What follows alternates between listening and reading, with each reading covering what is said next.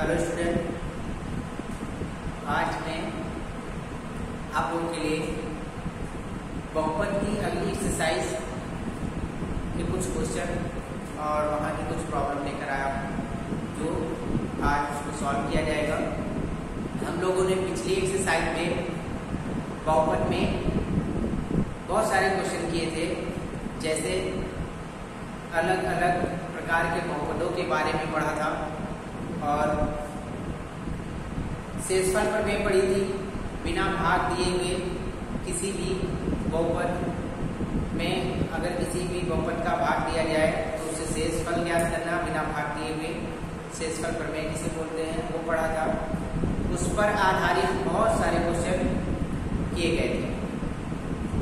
तो आज हम उसी के आगे अगली एक्सरसाइज के क्वेश्चनों को सॉल्व करेंगे।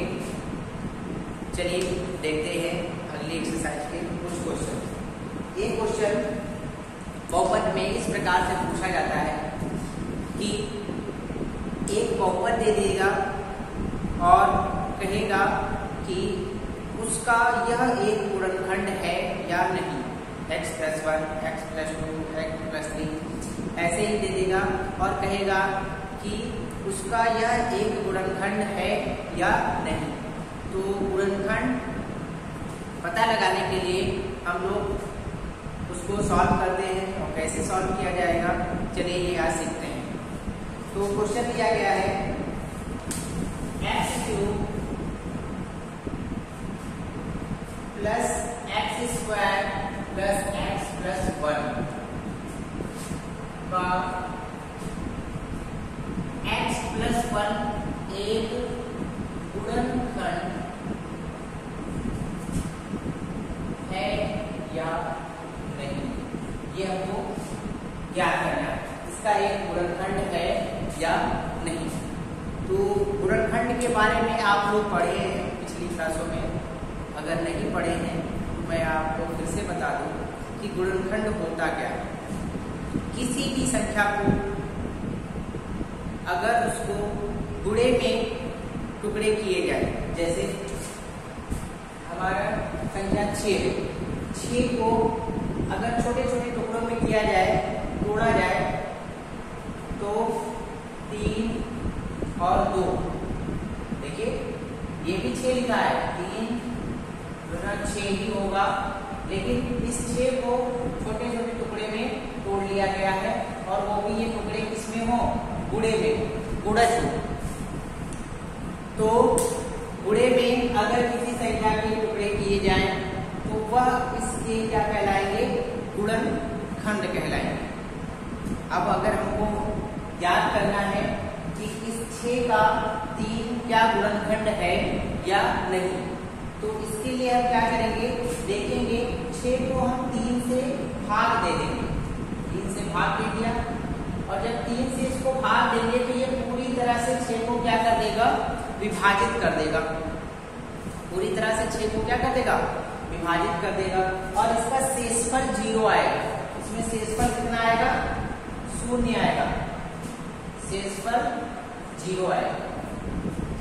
तो एक बात और आपको ध्यान रखनी है कि अगर किसी भी संख्या का कोई एक गुणनखंड है, उस गुणनखंड से उस संख्या को भाग दिया जाता है, तो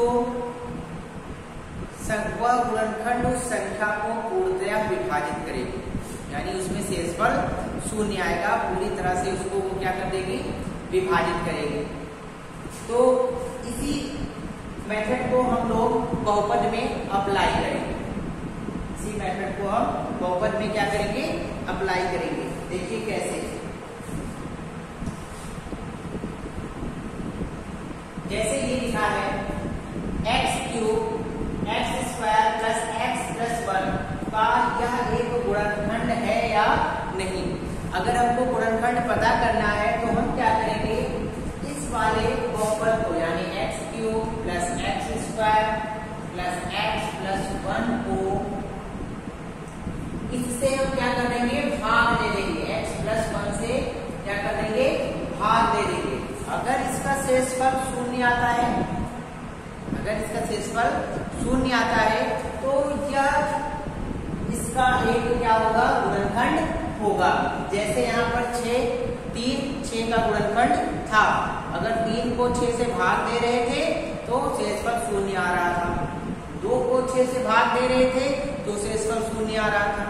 बिल्कुल वैसे ही अगर इसको इससे भाग लिया जाएगा तो इसका शेषफल क्या आना चाहिए, शून्य आना चाहिए। सब तो हम कह सकते हैं कि यह इसका एक गुणनखंड होगा। अगर शून्य नहीं आ रहा है तो गुणनखंड नहीं होगा। तो चलिए निकालते हैं इसका शेषफल, और शेषफल हम भाग देकर ना, शेषफल भाग ना देकर हम लोग शेषफल प्रमेय से निकालेंगे, और शेषफल प्रमेय हम लोग पिछले वीडियो में पढ़ चुके हैं। तो चलिए इसको सॉल्व करते हैं। चलिए इसका शेषफल निकालना है। शेषफल निकालने के लिए x³ + x² + x + 1 को इससे भाग देना है। शेषफल निकालने के लिए जिससे भाग देना होता है उसको हम क्या कर लेते हैं, शून्य के बराबर रख देते हैं। 0 के क्या कर देते हैं, बराबर रख देते हैं। 0 के बराबर रखने के बाद x का मान निकाल लेते हैं। x का मान यहाँ पर क्या आया, -1। ये जो x का मान आया है, ये मान उठा के हम लोग क्या कर देते हैं, समीकरण में पुट कर देते हैं, रख देते हैं समीकरण में। तो चलिए रखिए x का मान समीकरण में रखने पर, चलिए रख देते हैं समीकरण। समीकरण हमारा क्या है, x³ + x² + x + 1 है, और इसमें x का मान क्या रखना है, -1। तो -1 रखिए यहाँ पे, -1 का क्यूब और प्लस -1 का स्क्वायर प्लस -1 और प्लस का 1। इसको सॉल्व करते हैं। ये हमारा -1 आ जाएगा और ये हमारा +1 आ जाएगा, ये -1 आ जाएगा और ये +1। देखिए इस माइनस से ये प्लस और इस माइनस से ये प्लस कैंसिल, और हमारा शेषफल कितना आ गया, शून्य। शेषफल कितना आ गया, शून्य, यानी 0 आ गया। तो हम कह सकते हैं अतः x + 1 समीकरण x³ + x² + x + 1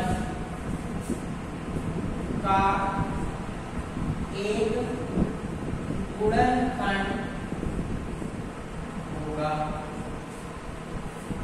आसान है, देखिए आसानी से हमने गुणनखंड निकाल लिया, याद कर लिया कि इसका एक गुणनखंड होगा या नहीं। अगर यहाँ पर शेषफल शून्य ना आता तो हम कहते कि यह x + 1 इस समीकरण का गुणनखंड नहीं होगा, और अगर शून्य आया है तो यह इसका एक गुणनखंड होगा। ऐसे ही बहुत सारे क्वेश्चन दिए गए हैं आपके एक्सरसाइज में। चलिए अगला क्वेश्चन हम करके दिखाते हैं।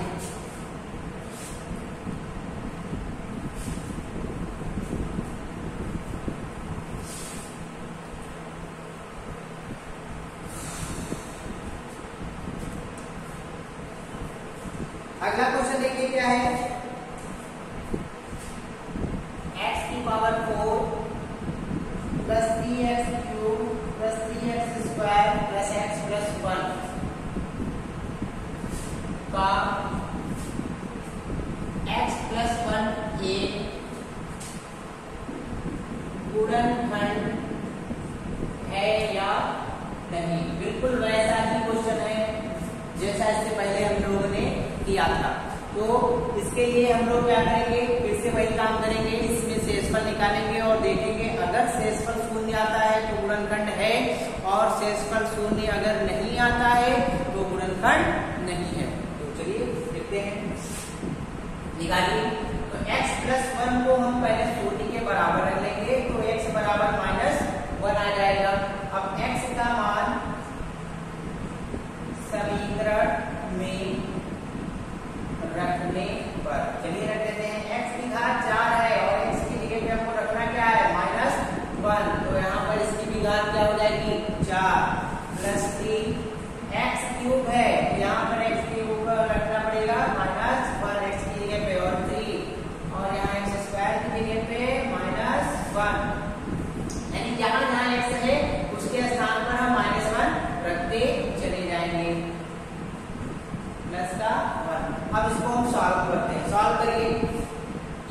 घात अगर सम हो, किसी भी अगर संख्या, कोई भी संख्या अगर नेगेटिव है, ऋणात्मक है, तो उसकी घात अगर सम है तो क्या आएगा हमारा धनात्मक वो संख्या आएगी या उसका चिन्ह धनात्मक आएगा। तो चलिए इसको देखिए, ये -1 है तो ये 1 हो जाएगा, प्लस का ये -1 है, -1 का 3 से पूरा हो जाएगा, तो ये आ जाएगा माइनस का 3, और ये क्या हो जाएगा स्क्वायर, ये प्लस का हो जाएगा और ये प्लस का 3, ये हो जाएगा आपका माइनस का 1 और ये प्लस का 1।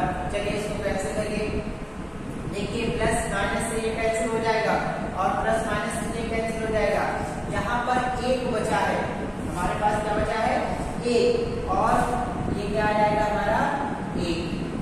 इसका शेषफल क्या आया है, शेषफल हमारा आया है 1, और अगर शेषफल 1 आया है तो क्या यह गुणनखंड होगा, बिल्कुल नहीं होगा। अगर शेषफल हमारा 1 आया है तो x + 1 इस समीकरण का गुणनखंड नहीं होगा। ठीक, तो हम लिख देंगे अतः x⁴ 3x³ + 3x² + x + 1 का x + 1 एक गुणनखंड नहीं होगा। यही हमको दिखाना था। तो देखिए इतना सरल क्वेश्चन था। अब आपके एक्सरसाइज में ऐसे बहुत सारे क्वेश्चन दिए हैं जिसमें बहुपद दे दिया गया है और उसका एक गुणनखंड पूछ लिया है कि यह इसका गुणनखंड होगा या नहीं होगा, तो आप उसको सॉल्व कर सकते हैं। तो इसके लिए आप अच्छे से देखिए, एक्सरसाइज में बहुत सारे ऐसे क्वेश्चन दिए गए हैं। अब देखते हैं अगले टाइप का क्वेश्चन है। देखिए क्या कहता है कि a का x को दे देगा, बहुपद दे देगा और कहेगा कि इसके गुणनखंड आप लोग ज्ञात कीजिए। इसके क्या कहेंगे, गुणनखंड आप लोग ज्ञात कीजिए। तो चलिए इसको भी सॉल्व करते हैं, कैसे सॉल्व होगा। सॉल्व तो इसको साफ कर दें। चलिए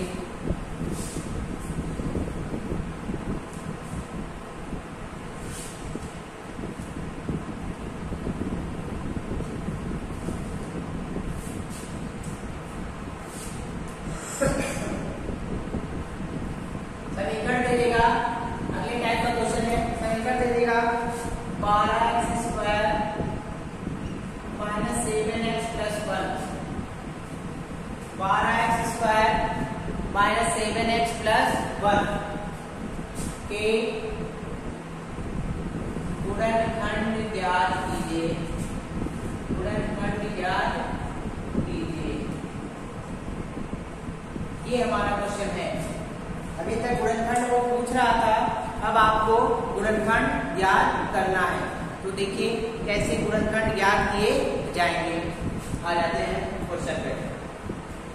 तो 12x² - 7x + 1 इसके आपको गुणनखंड ज्ञात करना है। तो इसके लिए आपको बहुत अच्छे से समझना होगा कि कैसे गुणनखंड हमको ज्ञात करना है। तो इसके लिए क्या करेंगे, जो हमारी अचर संख्या है, ये हमारी क्या है अचर संख्या, अचर संख्या को हम x² विकास है इसका गुणनखंड करना है। अचर संख्या को हम x² के गुणांक से क्या करेंगे, गुणा करेंगे। तो चलिए गुणा करते हैं। अचर संख्या 1 है, x² का गुणांक 12 है और इसको गुणा किया, हमको संख्या प्राप्त हुई 12। अब इस 12 जो हमको ये संख्या प्राप्त हुई है, इसके ऐसे गुणनखंड हम लोगों को करना है कि जोड़ने या घटाने पर ये जो बीच में संख्या लिखी है, यानी x का जो गुणांक लिखा है, जो x का गुणांक लिखा है वो 12 के ऐसे गुणनखंड करके दिखाना है कि जोड़ने और घटाने पर x के गुणांक के बराबर वो आ जाए। तो भाई 12 की चलिए ऐसे गुणनखंड करते हैं। 12 को तोड़िए, तो 12 को तोड़ेंगे तो 4 3 12 है ना, 4 3 12, 3 का 4 से गुणा होगा तो 12 आएगा। और अगर -3 में -4 जोड़ दिया जाए तो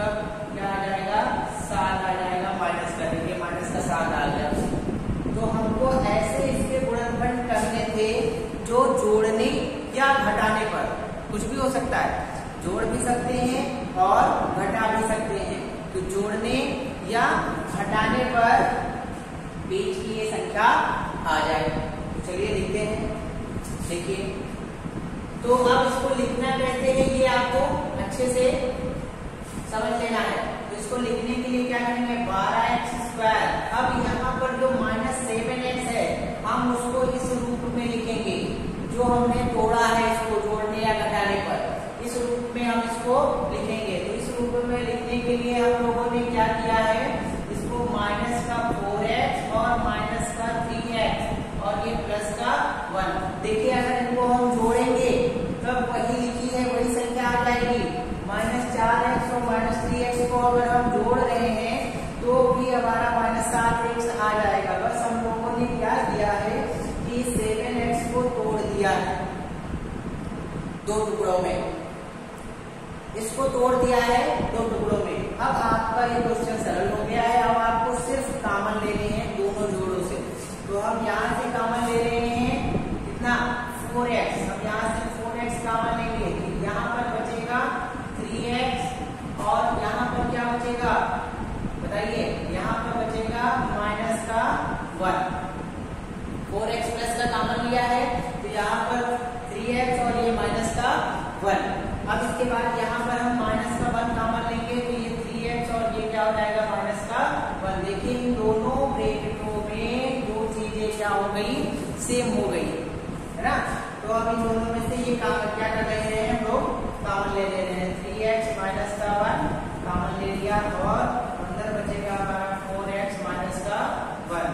ये जो 2 टुकड़े हुए हैं ये दोनों टुकड़े इस समीकरण के क्या होंगे, गुणनखंड होंगे। और अभी लीजिए, अतः समीकरण 4x² - 7x + 1 के दो गुणनखंड 3x - 1 व 4x - 1 होंगे। देखिए आसान है।